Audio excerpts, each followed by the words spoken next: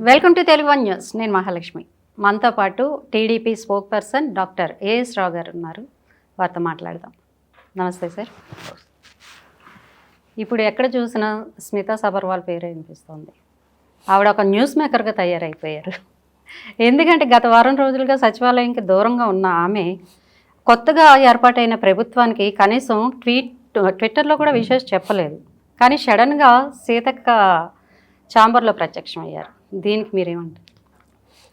స్మితా సబర్వాల్ లాంటి వాళ్ళు ఈ యొక్క బ్యూరోక్రసీ వ్యవస్థకే భ్రష్టు పట్టించారు. వీళ్ళంతా ఒక బ్యూరోక్రాట్స్ అంటే ప్రభుత్వంకి వీళ్ళొక ప్రభుత్వ ఖజానాకి వీళ్ళొక ట్రస్టీ లాంటి వాళ్ళు. వీళ్ళు శపథం తీసుకుంటారు. ఓ తీసుకుంటప్పుడు నేను ప్రభుత్వాన్ని ప్రజల సంపదను నేను రక్షణగా ఉంటాను, ప్రజా సంపద దుర్వినియోగం కాకుండా నేను పరిరక్షిస్తా అని చెప్పేసి వీళ్ళకి శపథం చేస్తారు అనమాట. అంత అత్యున్నతమైనటువంటి వీళ్ళ పదవి. వాళ్ళు ఐఏఎస్గా సెలెక్ట్ అయ్యారంటే వాళ్ళకు తెలియపరులు, అన్ని విషయాల్లో పరిజ్ఞానం అవధానం వీళ్ళకు ఉంటుంది కాబట్టి రాష్ట్రపతి ద్వారా వీళ్ళు అపాయింట్ అవుతారు.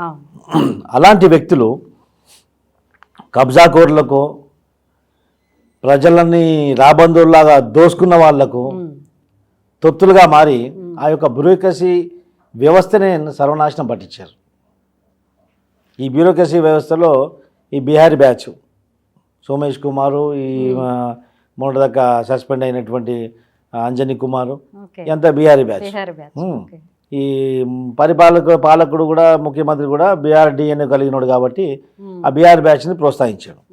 స్మితా సబర్వాల్ విషయానికి వస్తే ఆమె యొక్క మెదక్ కలెక్టర్గా ఆమె బాధ్యతలు స్వీకరించారు. ఆ తర్వాత ఆ మెదక్ నుంచి డైరెక్ట్గా సీఎంఓకి రావడం దానికి పెద్ద మతలబు ఉంది. అదొక హిడెన్ స్టోరీ. ఏంటంటారు అసలు? అది ఒక మహిళగా మనం చెప్తే ఇన్సల్ట్ చేసినట్టు ఉంటుంది కాబట్టి దాంట్లో పొగ్గపోవడం బెటరు. హరీష్ రావుకు, స్మితా సబర్వాల్కు కరెక్ట్గా తెలుసు అది. ఓకే. మెదక్ నుంచి సీఎంఓకి వచ్చారు. సీఎంఓకి వచ్చిన తర్వాత అక్కడ అనునిత్యం ఆమె ఒక షోకేస్లా షోపే ఐటమ్ లాగా ఆమె ప్రగతి భవన్లో ఉండేది. అప్పుడు సెక్రటరేట్ లేదు కదా, 9 సంవత్సరాలు సెక్రటరేట్ లేదు. ఆ ఉన్నటువంటి ఆ ప్రగతి భవన్, ఆ కొంపనే సెక్రటరేటు, ఆ కొంపనే నాశనం అన్నిటికీ అవే. సో దాంట్లో ఎప్పుడు మా సీఎం విశ్లేషణ ఉంటే ఫస్ట్ ముందు కూర్చొని ఆ చైర్ ఫిక్స్ ఆమెకు. ఒక టేబుల్ పైన షో ఐటమ్ ఏ విధంగా ఉంటుందో సీఎం ముందు ఆ రైట్ సైడ్కి ఖచ్చితంగా ఆమె ఉంటుంది. ప్రతి ఒక్కరు ఏమంటారు బయట తీసుకోవడానికి వెళ్ళిన వాళ్ళందరూ కూడా ఫస్ట్ కెమెరా సీఎం ఆమె ఫోకస్ చేసి మళ్ళీ తిప్పి బయటకు వెళ్ళేవాళ్ళు. సో ఇదంతా జరిగింది. అది కాకుండా ముఖ్యంగా ఈ irrigation projects, Seetharama project, Kaleshwaram project, ఈ యొక్క mission Bhagiratha, mission Kakatiya, commission Kakatiya, ఇవన్నీ ఇరిగేషన్ ప్రాజెక్టులకు ముఖ్యంగా ప్రిన్సిపల్ సెక్రటరీగా ఆమె ఉంటుంది.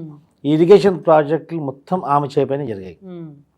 ఒక ఐఏఎస్ అధికారిగా ప్రజల సంపదకు ట్రస్టీగా, రక్షణగా ఉండాల్సినటువంటి వ్యక్తి ఈ యొక్క పాలకుల ద్వారా, ముఖ్యమంత్రి కానివ్వండి, ఇరిగేషన్ ఈ కాంట్రాక్టుల ద్వారా కానివ్వండి, అక్కడ దేశంలోనే అతిపెద్ద స్కామ్ అది. ఇంతటి అవకతవకలు జరుగుతుంటే ఈమె ఏ విధంగా చూసుకుంటూ నిమ్మకు నీరెత్తినట్టు వ్యవహరించారు. సో ఈ స్కామ్లో ఈమె చేయి ఉండాలా, లేకుంటే ఈమె ఆ స్కామ్ చూసి కూడా ఇగ్నోర్ చేసి ఉండాలి. ఇప్పుడు మౌనం కూడా అంగీకారానికి ప్రతిరూపం అది. ఈమె మౌనం వహించిందా, లేకుంటే ఆ పాపంలో ఈమె భాగం పంచుకుందా, అది ఆమె అంతరాత్మకు తెలియాలి. ఇప్పుడు ప్రభుత్వం పోదనుకోని చెప్పేసి ఈ బ్యూరోక్రాట్స్ కూడా అందరూ విరవీగిపోయారు. అధికారం దిగిపోయిన తర్వాత సలహాదారులు, ఎవరు దిగిపోయినా సలహాదారులు. అంటే వీళ్ళు ప్రభుత్వంలో, వీళ్ళు ఉద్యోగంలో ఉన్నంతసేపు, సర్వీస్లో ఉన్నంతసేపు వీళ్ళు చేసినటువంటి స్కాములు బయటికి రాకుండా వీళ్ళని మళ్ళీ సలహాదారులుగా నియమించి మళ్ళీ వాళ్ళకు ఒక మంత్రి క్యాబినెట్ హోదా కల్పించి కోట్లాది రూపాయలు వాళ్ళు ఖర్చు చేయడం జరిగింది గత ప్రభుత్వంలో. ఈ స్మితా సబర్వాల్ కూడా ఇక ప్రభుత్వం మళ్ళీ అదే వస్తుందిలే, ఇక మనకు తిరుగుండదులే అని చెప్పేసి. ఎంత సిగ్గుచేటంటే ఒక ఐఏఎస్ అధికారి అయి ఉండి ప్రజలు ఏమనుకుంటున్నారు, ఈ యొక్క వ్యవస్థ డెమోక్రటిక్ కంట్రీలో నేను ఇలా వ్యవహరిస్తే నన్ను ఏ విధంగా బయట అనుకుంటారని చెప్పేసి ఆ యొక్క భావన కూడా లేకుండా ఆమె ఇన్ని రోజులు పనిచేశారు. దేశంలో మొదటిసారి ఒక ఐఏఎస్ అధికారి అక్కడ ఏమంటారు ఇరిగేషన్ ప్రాజెక్ట్స్ కానీ ఆమెను సందర్శించడానికి వెళ్ళినప్పుడు రివ్యూ పోవడానికి హెలికాప్టర్ వాడిన దాఖలాలు ఇప్పటిదాకా లేరు. ఫస్ట్ టైం ఒక ఐఏఎస్ అధికారి హెలికాప్టర్ తిరిగేసి రివ్యూ చేసి వస్తారు రాష్ట్రం అంతా. సో అంత ప్రత్యేకమైనటువంటి రాయితీలు, ప్రత్యేకమైనటువంటి ఫెసిలిటీస్ ఆమెకి ఇవ్వడానికి కారణం ఏంది? అసలు ఏం బంధుత్వము, ఏం రిలేషను ఏంది? ఒక అధికారికి, ఒక ఐఏఎస్ అధికారికి, ఒక ముఖ్యమంత్రికి, ఒక క్యాబినెట్కి ఉండాల్సినటువంటి రిలేషన్ అయితే కాదు. ఇప్పటిదాకా 75 ఏళ్ళ చరిత్రలో ఒక పిఎంఓలో ఉన్నటువంటి ఐఏఎస్ ఆఫీసర్కి కూడా హెలికాప్టర్ ప్రొవైడ్ చేయలేదు. ఈమెకు ప్రత్యేకంగా హెలికాప్టర్ ప్రొవైడ్ చేయడం. అదే కాకుండా ఈమెకి ఎవరో మ్యాగజైన్లో ఈమెను ఈ చిత్రాలు వేసి పేరు పెట్టారంట. ఈమెకు అవమానకరంగా వేశారు. అది తప్పే, నేను ఖండిస్తున్నాను. ఈమెకి వ్యక్తిగతంగా వాళ్ళు అవమానకరంగా వాళ్ళు ఒక పిక్చర్స్ వేశారు. ఇది ఆమె వ్యక్తిగతం, అది exclusive personal to Smita Sabharwal. దానికి ప్రభుత్వానికి ఏం సంబంధం? ఆమె పరువు నష్టం కేసు కొట్లాడడానికి కోర్టు ఖర్చులకు ప్రభుత్వం ఖజానా నుంచి డబ్బులు ఇవ్వడం అంటే ఈమె ముఖ్యమంత్రి కోడళ్ళ బిడ్డనా ఏంది? అసలు ఎక్కడ పోతుంది ప్రభుత్వం? ఏంది ఇది?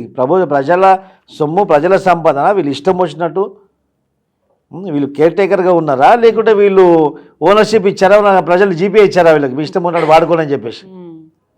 ఆ విధంగా ఈ యొక్క పదవిని, ఈ యొక్క అవకాశాన్ని దుర్వినియోగం చేశారు స్మితా సబర్వాల్. ఇప్పుడు ప్రభుత్వం పోగానే ఆమెకు ముఖం లేదు. ఆమెకు కట్టసి కాల్, ఇప్పుడు కట్టసి విషయం చేయాలి. ఏ ముఖ్యమంత్రి వచ్చినా కానీ ఆ ముఖ్యమంత్రికి విజ్ చేసే అవసరం, అది వాళ్ళ బాధ్యత. అంత మాత్రం ఇంగిత జ్ఞానం లేకుండా ఆ అహంకారం ఏందండి? ట్విట్లో కూడా నువ్వు విజ్ చేయలేవు, ఇప్పటి వరకు నువ్వు ముఖ్యమంత్రిని ఫేస్ చేయలేవు అంటే నీ లోపల దొంగ దాగినట్టే కదా. ముఖ్యమంత్రి విజ్ చేయకుండా నువ్వు వేరే సహచార మంత్రి దగ్గర వెళ్ళేసి నువ్వు వివరాలు చక్కబెట్టుకోవడానికి ప్రయత్నమే కదా. అంటే ఇక్కడ ఇంకోటి సార్, రేవంత్ రెడ్డి గారు, సీఎం రేవంత్ రెడ్డి గారికి సీతక్క చెల్లెల అన్న భావన ఉంది కదా, అంటే ఈవిడ్ని కలిస్తే ఆయన కలిసినట్టే అని కూడా ఒక ఇది. నువ్వు రేవంత్ రెడ్డి వచ్చి రాగానే అన్ని విషయాలు రివ్యూ చేసి ఎక్కడెక్కడ తప్పు చేయని అందరూ తోడపాశం పెట్టడం స్టార్ట్ చేసి, మళ్ళీ ఖచ్చితంగా ఇరిగేషన్ అయితే పెద్ద స్కాము. ఎన్నికల ముందు నుంచి మేడిగడ్డ కుంగిపోవడము, ఈ అన్నారం ప్రాజెక్టు పోవడము, అన్ని పగుళ్ళు రావడము, ఇంకో సీతారామ ప్రాజెక్టు కూడా స్కాము, ఇంకోటి కేంద్ర ప్రభుత్వం, ఇప్పుడు అధికారులు కూడా రిపోర్ట్ ఇచ్చారు. శాంక్షనింగ్ పర్మిషన్స్ ఒక విధంగా ఉంటే కన్స్ట్రక్షన్ ఒక విధంగా ఉందని చెప్పేసి, ఇది ఏ విధంగా కూడా కరెక్ట్ లేదని చెప్పేసి వాళ్ళు ఇచ్చారు. ఇది పెద్ద స్కామ్ జరిగింది, నిజమే. ఈమె ఇరిగేషన్ ప్రాజెక్టుకు, ఇరిగేషన్ శాఖకు మొత్తం ప్రిన్సిపల్ సెక్రటరీగా ఉంది. ప్రతి ఫైల్ కూడా, ప్రతి బిల్లు కూడా ఈమె చేయి నుంచే పోయింది. ఈమె ఎందుకు అడ్డుకోలేదు? గతంలో ఐఏఎస్ ఆఫీసర్లు అంటే మంత్రులు చెప్పినా అయినది కాదు, ఇద్దరి మధ్య ఒక లైన్ ఉండేది. ఆ లైన్ పాస్ అయ్యి వచ్చేది కాదు. ఆ లైన్ దాటి మంత్రులు కానీ, ముఖ్యమంత్రులు కానీ ఐఏఎస్ అధికారులతో వ్యవహరించేది కాదు. వీళ్ళకి కూడా ఒక బార్డర్ లైన్ ఉండేది. ఆ యొక్క రిలేషన్ అనేది ఒక 70 సంవత్సరాల నుంచి నడుస్తుంది. ఆ యొక్క సిస్టమ్ని ల్యాబ్స్ చేసింది వీళ్ళు. ఆ యొక్క బ్యూరోక్రసీ వ్యవస్థని సర్వనాశనం చేసి భ్రష్టు పట్టించిండ్రు. స్మితా సబర్వాల్ లాంటి వాళ్ళు, ఆ సోమేష్ లాంటి దొంగలు, ఏకే ఖాన్ లాంటి వాళ్ళు, వీళ్ళందరూ ఇవన్నీ వ్యవహారాలు చేశారు. ఇప్పుడు రేవంత్ రెడ్డిని ఫేస్ చేయడానికి ఆమెకు గుండెల్లో రైలు పడలేదు. రేవంత్ రెడ్డికి సన్నిహితులు సీతక్క తల్లి, మా సీతక్కతో వెళ్ళేసి వ్యవహారాలు చక్కదిద్దుకొని సయోధ్య కోసమే అనుకోవచ్చా? సయోధ్య కోసం అనుకోవచ్చు. ఆమెకు ఆ బ్యూరోక్రాట్ కంటే రాజకీయాలలో ఎక్కువ ఇంట్రెస్ట్ ఆమెకి. అనేక మీటింగ్స్లలో, అనేక రివ్యూస్లలో ఆమె ఒక ఐఏఎస్ ఆఫీసర్ కంటే కూడా ఒక రాజకీయ నాయకురాలుగా ఎక్కువ, ఇంత ఐఏఎస్ ఆఫీసర్ ఎవరు కానీ ఇంత ఫోకస్ ఎప్పుడు కాలేదు. సో ఆమె బహుశా సోషల్ మీడియాలో కానీ ప్రజలలో కానీ వస్తున్నటువంటి కథనాలు కంటిన్యూస్గా ఆమె షార్ట్లీ రాజీనామా చేసి బీఆర్ఎస్ పార్టీలో వెళ్ళి రాజకీయ రంగ ప్రవేశం చేయనున్నట్టు సమాచారం. అది ఏదేమైనప్పటికి కూడా ఇమ్మీడియట్లీ రివ్యూ మీటింగ్ చేయాలా, ఆ ఇరిగేషన్ సంబంధించినటువంటి అవకతవకలు ఖచ్చితంగా దాంట్లో స్మితా సబర్వాల్ చేయి ఉంటే మాత్రం ఖచ్చితంగా చట్టరీత్యా ఆమెపై చర్యలు తీసుకోవాలి. ఓకే. ఇమీడియట్లీ ఆమె వచ్చి ఆమె ఆఫీస్కి రిపోర్ట్ చేయాలి. రిపోర్ట్ చేయకుండా ఆమె ఆఫీస్కి రాకుండా ఆమె ఇష్టం వచ్చినట్టు వ్యవహారం చేసి ఇంకోటి ట్విట్టర్లో I'm ready for any situation అంటే అది దేనికి నిదర్శనం? అంటే ఇంత అహంకారం దేనికి? ఒక ఐఏఎస్ అధికారికి ఇంత అహంకారం పనికిరాదు. వాళ్ళు అతి సౌమ్యంగా ఉండాలి ఐఏఎస్ అధికారి అంటే.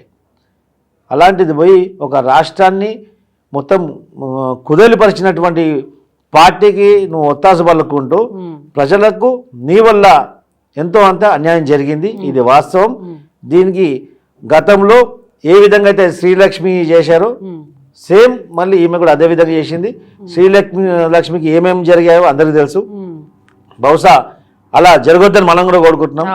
అంతకు ముందే ఉన్నటువంటి వ్యవహారాలు అవకతవకలు ఎవరు చేశారు, ప్రజల సొమ్మును ఎవరు కొల్లగొట్టారు, ఎవరు దోసుకున్నారు, ఒక అప్రూవల్గా మారి ముఖ్యమంత్రికి వచ్చి సమీక్షా సమావేశంలో అన్నీ బట్టబయలు చేస్తే షీ విల్ బి సేఫ్.